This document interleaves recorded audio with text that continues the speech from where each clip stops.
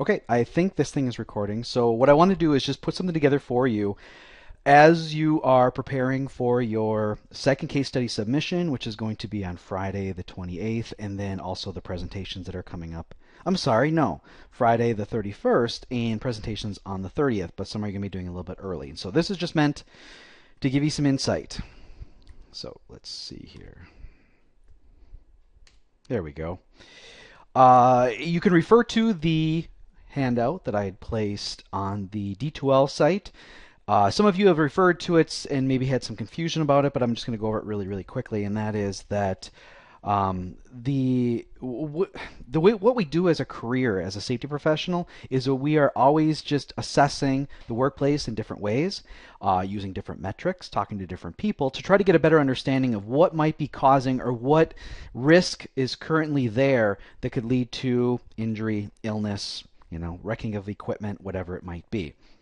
And each individual assessment really provides just one perspective on that. Nothing is holistic. You don't do a visual walkthrough for violations and consider that the full representation of the safety program. You don't interview a few workers and feel confident that you know everything there is to know. That's not right. It's all these different sources and all these different approaches that provide us with a figurative look at what the workplace is like. So therefore, in order for this to be each of these individual assessments to be a valid and reliable exercise, we need to clearly define what issue we're going after. And that issue may have been defined by a visual inspection or by an assignment by a supervisor or from data analysis, whatever it might be. But what we're doing is we're going to the next phase and we're going to try to figure out what's going on. In order to do that properly, we have to define the scope of our study, the context of our study, the justification for our study, and lay out the objectives. And the objectives are not meant to be the methods, but rather some key points or key questions, if you will, that we want answered. Then what we want to do is we want to do a preparation. Just like I think I explained in classes, before a COSHO goes out and does an inspection, they can do 1 to 2 hours of research, looking at previous cases, reviewing standards, looking at other OSHA handouts or things from the compliance manual, and then they go do their audit. You should be doing the same thing, doing your homework, finding out what's really going on. How are you going to collect your data? Are you using photographs? Are you using video? Are there certain tools or worksheets or checklists or electronic means that you need? Whatever it needs to be known. And you should also then begin also your literature or reference section, your bibliography.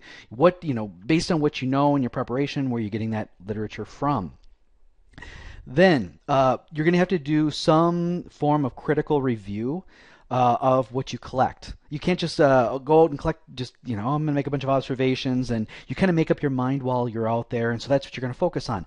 That's not being scientific. That's not being ethical. You need to collect all the data there and then sit down and go through it systematically, and that is what is going to give you a recommendation. Just like in 483, when you were making recommendations, there was a reason for it. There was a process that was applied. The data was analyzed. These are what the results were. Based on those results, we should focus here because this. And then there should be a cost-benefit argument, a reason that management should be listening to you and investing so that it saves the company money at some point. However, it needs to be a conservative and justified estimate and not just, oh, geez, $1 million if someone dies. No, do you have evidence that that's going to happen? Is it really a possibility, or is it just something you throw in there? And then make sure you put together some sort of bibliography that can be looked at. Yeah. Oh, thanks. I hate when it does that during doing a presentation. Sorry about that. Next. So the report itself, everybody got individual feedback on D2L, but here are some things I want to throw to you. Maybe it'll help you. And that is you should be writing the case study so that a student could understand it. So that what I'd really like to do, and I think my colleagues in the department agree with me, is that we would like you to put together some case studies in which we could bring them into the classroom and students could read them and understand it. And in doing so, the first page could be the definition of the problem, the justification, the context, the objectives, and then maybe the methodology that would be used. And then there's something we could talk about in class. And then after we've talked about it, or they talk about it in groups, then they could then turn the page, or maybe it's you do 2 pages, whatever it is, but then they go to the next section and they can see what you collected, the results you came up with, and recommendations made. And so that's what I want you to be thinking about. At the same time, if you on the worksheet or on the handout rather, I had said 2 to 4 pages. Try to be specific, concise, brief. Just go into it because management is going to want to read more than just a few pages. You think of the executive summary exercise we had done in a couple of classes. Next is don't use first person or provide your opinion. I don't want to say, oh, I think this, or I did this, I did that. Just be more objective. Excuse me. This is being subjective. Be more objective. Try to keep it in no person tense. Just the problem is this. These are the objectives. This is the methods used and why. Here are the results. Here are the recommendations. You can provide opinion at the very end if you want to, but it has to be clearly laid out. Be concise. Really state the problem. Don't state the problem as a lack of the solution.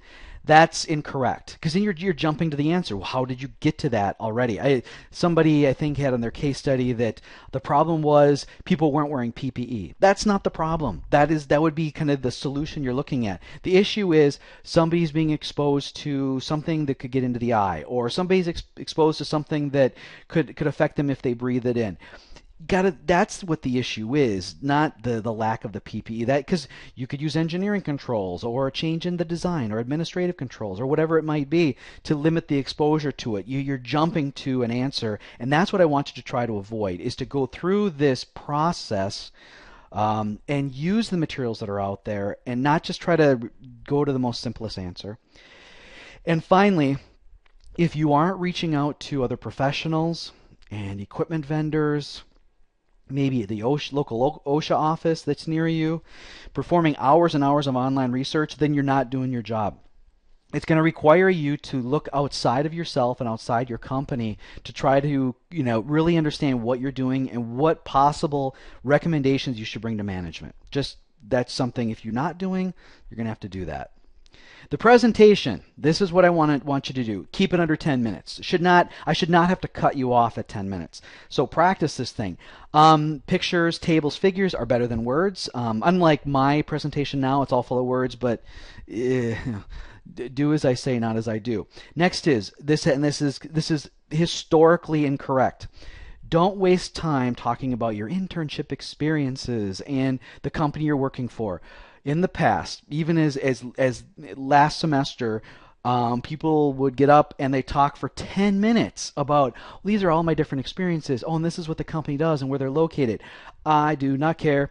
Get to the problem, state it, context, justification, the objectives. This is the message with you. Here are the results. And then you spend majority of time talking about the recommendations and the cost benefit. That's where I'd like to see more of clearly state the problem first and then get to that point.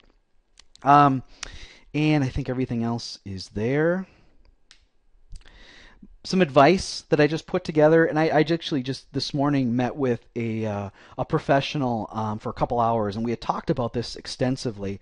And so here's some of the things that I just wanted to bring to you now, and that is your case studies and your presentations are a direct reflection of the knowledge, skill, and motivation that you have. So let them really demonstrate that. Put the time into it and really do the best you can. The conditions in which you're working are no longer a classroom. They were before, you could, do this way or not fully understand it, but that's over with. You are out in the real world now. You're working at a company.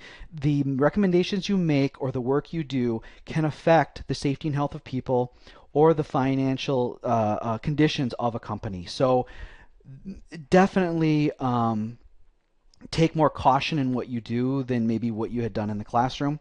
And the final things, and I'm hoping you guys are starting to understand this stuff because I talked about it in class, and that is never blame the worker, at least not initially. That safety is an attribute of work. You need to study the work and not focus just on safety, okay? Safety is an aspect of what we're studying, but we're trying to improve the work. It'd be great if we could improve productivity, the efficiency of a job or whatever it might be, and safety at the same time, but if we ignore the work, if you ignore the work that's going on and just focus on a solution, you're going to fail that way. And then the other is to document everything. I think hopefully all of you now understand intimately that documentation of what you're doing is really, really important. And I'm going to leave you with a quote by Albert Einstein. And I think this really applies to what you're experiencing right now. And what I want you to take away from this presentation, or if reflect on it, if you will, is that your education at Whitewater wasn't about learning facts. It wasn't the information that you remember from the classes, but rather the different learning methodologies that came about depending on the different classes or professors you had, and your exposure to where to look up information. And that's what we're expecting you to do here in this internship, is to practice professionally, practice ethically, and to demonstrate to us in your case studies and in your presentation that you are disciplined enough to go through the process, to access the materials that are out there, and to make a recommendation that's fully justified and can be argued. If you get a question, just you can email me or your faculty advisor.